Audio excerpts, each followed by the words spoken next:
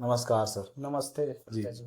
Sir, मैं ये जानना चाह रहा था, आजकल बारिश का मौसम बहुत ज़्यादा है, तो इस टाइम पे मच्छरों का डेवलपमेंट बहुत ज़्यादा हो रहा है, तो कुछ डेंगू के बारे में आप बताइए। नमस्कार राजा जी, बहुत अच्छा सवाल है। क्योंकि पहले हम टाइफाइड के विषय में भी चर्चा कर चुके हैं। जी सर। तो आज हम चर्चा करने वाले हैं एक बहुत ही इस समय मौसमी बुखार है, जो कि सभी जगह, गांव है, कस्बा है, शहर है, सभी जगह इसका फैलाव हो चुका है। तो वो है डेंगू फीवर। तो डेंगू फीवर जो होता है, एक ये वायरल बीमारी है, वायरस के कारण होती है। और इसमें देखा जाए तो इसके स्ट्रेन है जो डेंगू 1, 2, 3, 4। तो ये जो डेंगू फीवर है, ये किसके कारण होता है? मच्छरों के काटने के कारण होता है, जो कि Aedes aegypti and Aedes albopictus नामक जो मच्छर होते हैं, डे बाइटर होते हैं। मतलब ये जो मच्छर हैं आपको दिन में काटेंगे, दिन में काटेंगे, और बहुत स्टाइलिश रहते हैं। कहने के मतलब जो साफ पानी है आपका घरों में, साफ पानी जैसे रखा हुआ है, कूलर में इकट्ठा हुआ है पानी, स्टेगनेंट वाटर, ठहराव, जिसमें जो पानी ऐसा है, रुका हुआ पानी है आपके आसपास, तो उसमें ये मच्छर के पनपने की, अंडे देने की संभावनाएं बहुत ज्यादा होती हैं। और ऐसे जगह ये मच्छर अपना रेसिडेंस बनाते हैं और डे टाइम बाइट करते हैं आपको, बार बार प्रिकिंग निडल टाइप का बाइट करेंगे। मान लीजिए किसी व्यक्ति को है, डेंगू से पीड़ित व्यक्ति है, उसको इसने काट लिया, वही मच्छर आपको फिर से काट लिया, दूसरे जो आपके रिलेटिव हैं घर पे, तो वो वायरस जो उस इन्फेक्टेड पर्सन को था, वो दूसरे को हो जाएगा। अब बात करें डेंगू टाइप सेरोलॉजी की, टाइप 1, टाइप 2, टाइप 3, टाइप 4। तो अगर आपको एक बार डेंगू 1 वायरस के कारण इन्फेक्शन हुआ है, तो लाइफ लॉन्ग इम्यूनिटी आ जाएगी।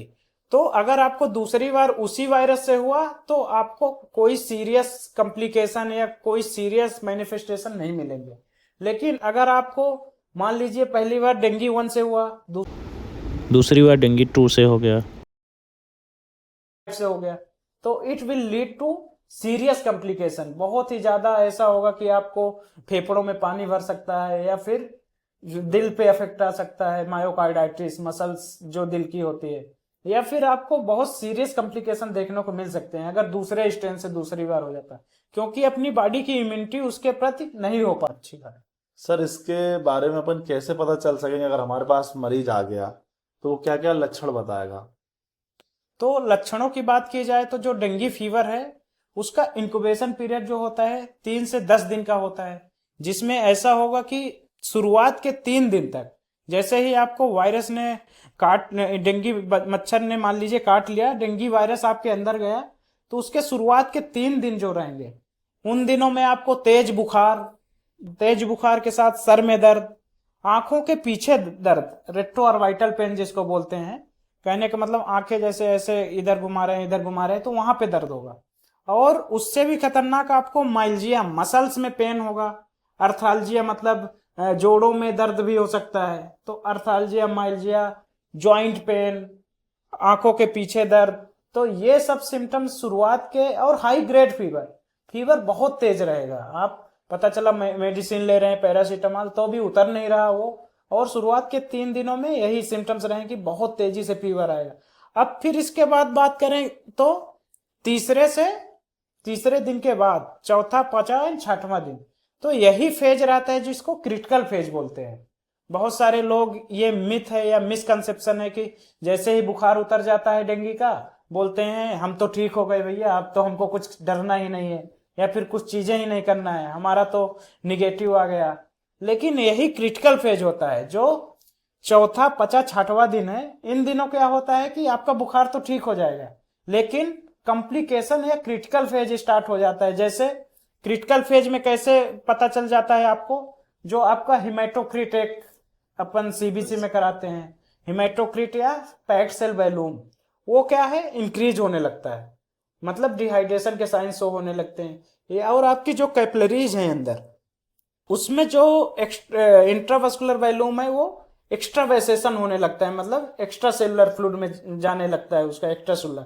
तो उससे क्या होगा, आपके बॉडी में फेफड़ों में पानी इकट्ठा होना, प्लूरल डिफ्यूजन, या फिर पेट में भारीपन, ऐसा लगेगा कि पेट भारी हो रहा है, एसाइटिस, एसाइटिस के डेवलपमेंट हो सकता है, या फिर पेरिकार्डियल इफ्यूजन। तो जितने भी थर्ड वैल्यूम मतलब ऐसा हो जाता है कि आपके कैपिलरीज लीकेज होने लगते हैं, हेमाटोक्रिट बढ़ने लगता है, प्लेटलेट काउंट जो है डिक्रीज होने लगते हैं, और कभी कभी ब्लीडिंग मैनिफेस्टेशन भी दिखने लगते हैं, पेटेची, रेसेस जो बॉडी में आना। तो ये सब चीजें क्रिटिकल फेज में होती है, जो कि चौथे, पांचवें या छठवें दिन होता है। और तीसरी लक्षण की बात करें तो जो क्रिटिकल फेज के बाद रिकवरी फेज होता है, उन दिनों क्या होगा, आपका बुखार सबसाइड हो जाएगा। और बट उन दिनों हमको सोच समझ के फ्लूइड देना है, अगर क्योंकि उन दिनों क्या होता है, जो फ्लूइड बाहर गया था अब वो अंदर आने लगता है, एक्स्ट्रा सेलुलर से इंट्रासेलुलर। तो अगर उस समय हम बहुत ज्यादा उच्च मात्रा में फ्लूइड देते गए तो patient can be lead to pulmonary oedema या फिर हार्ट फेलियर। तो ये इन सब चीजों का ध्यान देना है। और लक्षणों की बात में देखा जाए तो यही 2-3 लक्षण है हमको, बुखार आना और बहुत तेज आंखों के पीछे दर्द होना, मसल्स मांसपेशियों में दर्द होना, जोड़ों में दर्द होना। तो ये सब शुरू चीजें करना हो चाहिए। सकता है। सर हमारे पास पेशेंट आते हैं, तो मतलब अपने पास पेशेंट आते हैं तो अपन जांचें कराते हैं उनकी, तो ज्यादातर मोस्टली नेगेटिव ही आते हैं। अच्छा, तो इसकी फेजेस वगैरह बताइए, कैसे कैसे कब कब पॉजिटिव आएगा ये।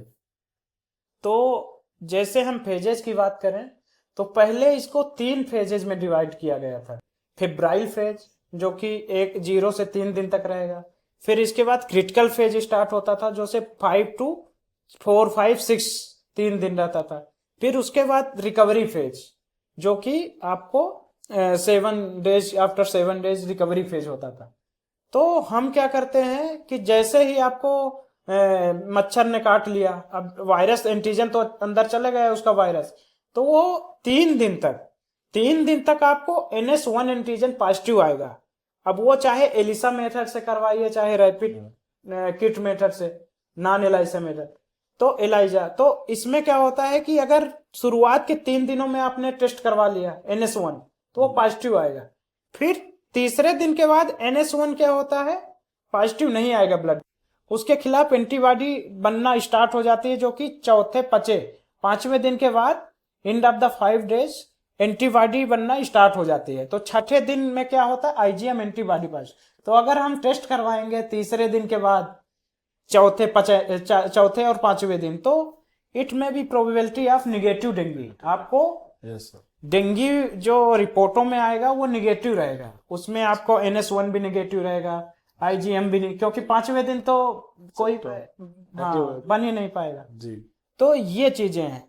लेकिन अभी जो क्लासिफिकेशन है, पहले जो 3 भागों में बांटा था कि फेब्राइल, क्रिटिकल एंड रिकवरी, तो अभी का जो क्लासिफिकेशन है वो 3 अलग अलग, जैसे डेंगू विदाउट वार्निंग साइन, मतलब कोई वार्निंग नहीं है, सिर्फ फीवर है, डिहाइड्रेशन है, हेडेक है, रेट्रोवाइटल पेन है, रेसेस है, लेकिन कोई वार्निंग साइन नहीं है। तो अभी जो क्लासिफिकेशन है उसमें बांटा गया कि dengue without warning sign, dengue with warning sign and dengue with organ involvement. तो ये 3 भागों में अभी जो रिसेंट क्लासिफिकेशन है। तो डेंगू विदाउट वार्निंग साइन में क्या रहेगा, पेशेंट स्टेबल रहेगा, कोई BP लो नहीं रहेगा और खाता पीता मतलब अच्छा रहेगा। डेंगू विथ वार्निंग साइन में क्या हो जाएगा कि कॉम्प्लिकेशन स्टार्ट हो जाएंगे। जैसे वार्निंग साइन आपको क्या क्या देखने हैं, तिल्ली का बढ़ जाना, स्प्लीनोमेगेली, हेपेटोमेगेली, पेट में सूजन आना, एसाइटिस आना, BP का कम हो जाना, हेमाटोक्रिट का लेवल बढ़ने लगना, और कभी कभी ऐसा होता है कि आपको एक्सरे करवाते हैं तो प्लूरल इफ्यूजन हो जाना, फेरिकार्डियल इफ्यूजन हो जाना। तो ये सब क्रिटिकल है, मतलब dengue with warning sign, dengue with warning sign में आ जाएगा। और ऑर्गन इन्वॉल्वमेंट में अगर कोई भी ऑर्गन इन्वॉल्व हो गया, जैसे बहुत लंबे समय तक डेंगू अगर ट्रीट नहीं किए, तो it can lead to the shock, dengue shock syndrome.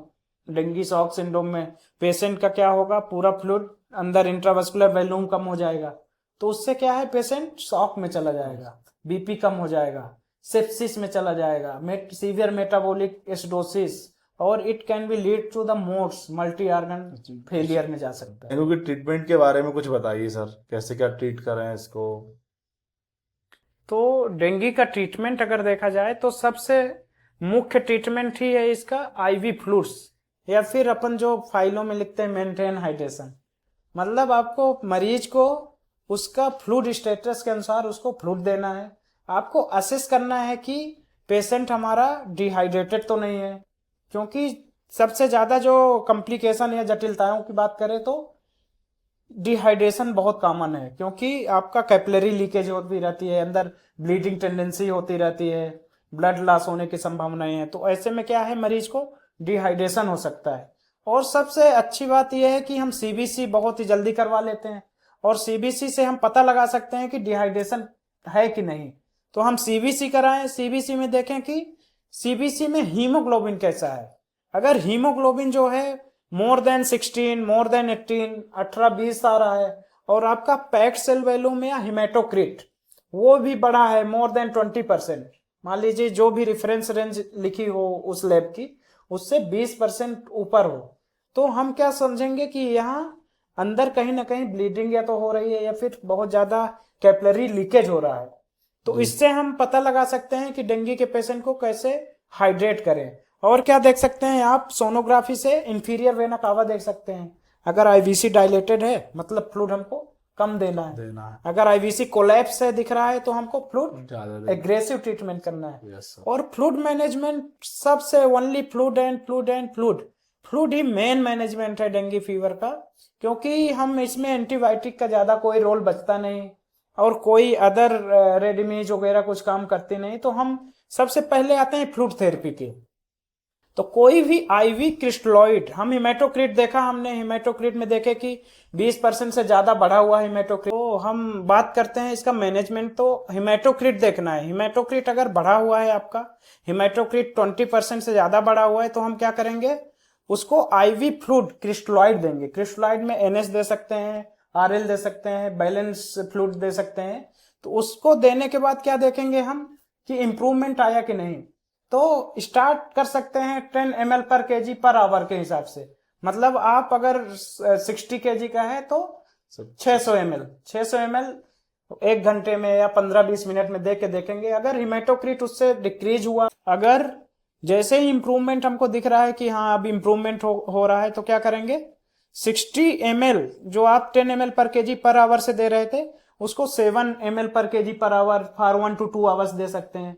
फिर उसके बाद 5 to 3 ml पर आवर पर केजी पर आवर फॉर 2 to 3 आवर्स, फिर 3 to 1, मतलब ऐसे ही पहले 10 था, फिर 7 ml, फिर 5 to 3, फिर लेस देन 3, तो फिर टेपर करते जाएंगे। फिर स्विच टू ओरल फ्लूइड पे कर लेना है मरीज को, और ग्रेजुअली टेपर डाउन करके स्टॉप कर देना है विद इन 24 to 48 आवर्स।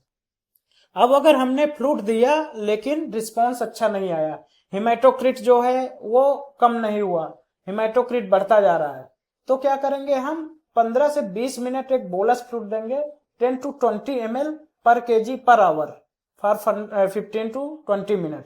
एक ऐसा फ्लूइड देंगे जैसे मान लीजिए उसके बाद अगर इंप्रूवमेंट आ गया, मान लीजिए बीपी जो शॉक में था पेशेंट, बीपी अच्छा आने लगा या फिर क्लिनिकली बेटर फील होने लगा, उसको साइंस ऑफ ब्लीडिंग भी अपन को देखना है कि इंटरनल ब्लीड तो नहीं हो रहा है, एब्डोमेन में पेन तो नहीं हो रहा है, ये सब चीजें देखना है। तो अगर इंप्रूवमेंट है तो फिर से उसको टेपर करते जाएंगे 10 to 7 ml पर केजी पर आवर फॉर 2 आवर्स, फिर 5 ml कर देंगे, फिर 3, फिर देन ग्रेजुअली स्टार्ट। अगर पेशेंट को सडनली हिमेटोक्रिट सडन डाउन हो गया, मतलब पहले मान लीजिए 37 था और सडनली हमने हिमेटोक्रिट देखा 20 हो गया, और बीपी को एनपीएनआर हो गया, ब्लड प्रेशर नहीं आ रहा था, क्या हम सोचेंगे कि पेशेंट को कोई इंटरनल ब्लीड हुआ है, कोई इंटरनल हेमरेज हुआ है, और एसिडोसिस के साइन मिल रहे हैं, ब्रीदिंग डिफिकल्टी है, अनकॉन्शियस हो रहा है पेशेंट, तो हमको ये फीचर बता रहे हैं कि patient land up into the dengue shock syndrome, जो कि कॉम्प्लिकेशन है डेंगू का। तो उस केस में हम क्या करेंगे, फिर आपको कोलॉइड पे शिफ्ट करना पड़ेगा। अगर बोलस दोगे 10 to 20 ml पर केजी पर आवर, अगर उससे इंप्रूव नहीं हो रहा है तो फिर कोलॉइड में एल्बुमिन हो गया, हेक्सचार्ज वगैरह हैं, तो ये कोलॉइड फ्लूइड दे सकते हो। और अगर इंटरनल ब्लीड की संभावनाएं लग रही हैं आपको, प्लेटलेट अगर उसका कम है, तो क्या कर सकते हैं, प्लेटलेट ट्रांसफ्यूजन करवा सकते हैं अगर ब्लीडिंग मैनिफेस्टेशन दिख रहे हैं। साथ में उसको 10 ml पर केजी पर आवर से होल ब्लड दे देंगे, और होल ब्लड अगर नहीं अरेंज हो पा रहा है, पैक्ड आरबीसी है, तो 5 ml पर केजी पर आवर से पैक्ड आरबीसी। फिर असेस करेंगे साइन एंड सिम्टम्स, अगर कॉन्शियसनेस में इंप्रूवमेंट है और जो मीन आर्टेरियल प्रेशर है मोर देन 65 आ रहा है और पल्स प्रेशर भी इम्प्रूव हो रहा है, तो हम देखेंगे कि ये पेशेंट में इम्प्रूवमेंट आ रहा है। तो उसको फिर ग्रेजुअली जैसे पहले ट्रेफर करते थे 10 to 7, फिर 7 to 5, फिर 3 ml per kg per hour, फिर उसको then gradually shift to the orally and stop food after 24 to 72 hours। ये क्या हो सकते हैं सर डिस्चार्ज के हॉस्पिटल से अपन पेशेंट को डिस्चार्ज कराएं तो क्या क्राइटेरिया रखें ताकि डिस्चार्ज कर सकें? डिस्चार्ज में ऐसा है, आपको patient eligible criteria for the discharge ऐसा करते हैं कि जो मरीज है उसको फीवर ना आया हो 24 घंटे के अंदर और उसको कोई एंटीपायरेटिक ड्रग ना चल रही हो। ये नहीं कि हम पीसीएम दे रहे हैं और बुखार नहीं आ रहा है, मतलब कोई भी एंटीपायरेटिक ड्रग्स नहीं चलनी चाहिए और फीवर 24 घंटे से नहीं आ रहा है। दूसरी क्राइटेरिया की बात करें तो प्लेटलेट काउंट जो है मोर देन 50,000 होने चाहिए उसके कम से कम, और वो इम्प्रूविंग ट्रेंड में हो, अपने से ओरल इंटेक उसका बढ़ गया हो, मतलब अच्छे से खाना पीना खा रहा हो और कोई ब्लीडिंग मैनिफेस्टेशन नहीं है, कोई कॉम्प्लिकेशन नहीं है डेंगू के, तो ये सब अगर हैं तो हम डिस्चार्ज कर सकते हैं मरीज को और होम रेमेडीज पे शिफ्ट कर सकते हैं। जैसे पपाया बोलते हैं, पपाया सीड्स और पपाया खाएं, कीवी खाएं, फल फ्रूट्स पे शिफ्ट कर सकते हैं। कौन कौन से ड्रग्स नहीं देना सर इसमें? जैसे इसमें हम जैसे बहुत सारे ड्रग्स जैसे सेप्ट्राक्सोन भी है, वो भी थ्रोम्बोसाइटोपिनिया करते हैं। देयर इज मेनी एंटीबायोटिक्स, बहुत सारे एंटीबायोटिक्स हैं जो कि थ्रोम्बोसाइटोपिनिया खुद करते हैं। तो हमको डेंगू के फीवर में ये सब एंटीबायोटिक जनरली अवॉइड करना है, क्योंकि हमको फोकस करना है कि ज्यादा से ज्यादा हम फ्लूइड थेरेपी पे काम करें। और बहुत ही क्रूशियल टाइम है 5 to 7 डेज। अगर इन दिनों आपने डेंगू के मरीज को लाइफ सेव कर लिया, कॉम्प्लिकेशन को देख के उसके अनुसार फ्लूइड बढ़ाना चढ़ाना कर लिया, तो आप डेंगू फीवर को मैनेज कर सकते हैं। क्योंकि हमको जैसे ही क्रिटिकल फेज ओवर होता है रिकवरी फेज आ जाता है। रिकवरी फेज में अगर हम ज्यादा फ्लूइड दे देंगे तो भी कॉम्प्लिकेशन हो सकते हैं, क्योंकि जो अपने अंदर का फ्लूइड है एक्स्ट्रा वास्कुलर फ्लूइड, वो फिर इंट्रावास्कुलर शिफ्ट होने लगता है रिकवरी फेज में। अगर उस दौरान आपने ऊपर से भी ज्यादा आईवी फ्लूइड दे दिया तो it can led to the heart failure में जा सकता है मरीज, और उसको और भी जटिलताएं होने की संभावना है। बचाव बताइए सर, कैसे बचाव करें? सर इसमें जैसे देखें अपन प्रिवेंशन कैसे कर सकते हैं, तो प्रिवेंशन में अपने आसपास का वातावरण जो है देखेंगे हम। जैसे कहीं पे पानी इकट्ठा हो रहा है, कूलर फ्रिज में हम पानी छोड़ के रख देते हैं, कहीं पे आपके आसपास कहीं ऐसा नदी नाला है जो कि पानी रुका हुआ है, तो फ्रेश वाटर में इसके मॉस्किटो अंडे देते हैं और वहीं पे ग्रो करते हैं। तो स्टेगनेंट वाटर, रुका हुआ पानी जहां भी है उसको हम खाली करते रहें और अपने आसपास की सफाई करते रहें। और फुल स्लीव का जो भी क्लोथ्स हैं वो पहने, ज्यादा से ज्यादा ओडोमॉक्स का यूज करें, मच्छरदानी मॉस्किटो नेट का यूज करें और लोगों को जागरूक करें कि दिन में भी ओडोमॉक्स लगाएं, क्योंकि ये मच्छर हमने बताया शुरुआत में कि डे बाइटर है।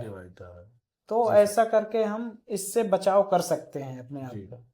ड्रग्स इंजेक्शन, ड्रग्स की बात करें तो हम इनमें एनसेट्स नहीं देंगे या एस्प्रिन नहीं देंगे जो कि प्लेटलेट को कम करवाती हैं, एंटी प्लेटलेट ड्रग, या फिर कोई आईएम इंजेक्शन नहीं देंगे, क्योंकि आईएम इंजेक्शन देने के बाद क्या हो जाएगा, उनको ब्लीडिंग या फिर जहां पे लगाएंगे वहां पे रैसेस और वो होने के चांसेस है, रोजोइन। तो आपको एनसेड नहीं देना है, आईएम इंजेक्शन अवॉइड करना है और ब्रूसिंग भी, हार्ड ब्रूसिंग भी नहीं करना है। किसी को मरीज को अगर डेंगू फीवर है, प्लेटलेट कम है लेस देन 20,000, तो हार्ड ब्रूस नहीं करना है, नहीं लेना है। और अपन जो मोशन उससे पूछना है पास हो रहा है कि नहीं। अगर कॉन्स्टिपेशन है तो वो जोर लगाएगा, उससे भी इंटरनल हेमरेज होने के चांसेस रहते हैं। तो ये सब चीजें सॉफ्ट डाइट पे रखें, ये सब चीजें कर सकते हैं। और ज्यादा से ज्यादा ओरल फ्लूइड, ओआरएस वगैरह ऐसे मरीजों को दे सकते हैं, ओआरएस के साथ पानी। धन्यवाद सर, धन्यवाद राजा जी, बहुत अच्छा लगा। Thank you.